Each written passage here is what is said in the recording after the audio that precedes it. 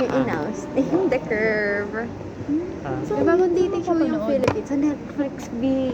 Okay. Ay, alam mo yan? Yung binas yung kasi pangit na ugali ng mga ng mga bading sa show. Tapos yung range daw, puro white lang naman. Tapos puro basic na bading from mga Makati, ganun lang. Tapos ayun, deserve. Makakancel na yung show.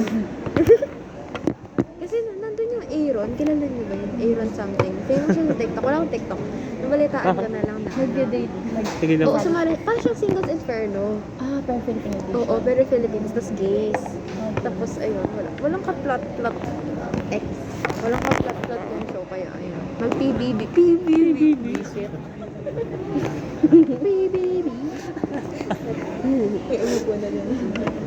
Yung pinicturean, aesthetic. Ngayon, i-follow mo ako. Pag nakita ko talaga sa mga loob ko. Ay, Ano na naman? Suno ko yung page ko. Sabi na kabidyo pala to. Yung mga mukha natin. Share ko. Share. Share. Sino yan? Si ano, Giselle. Nalay ko na.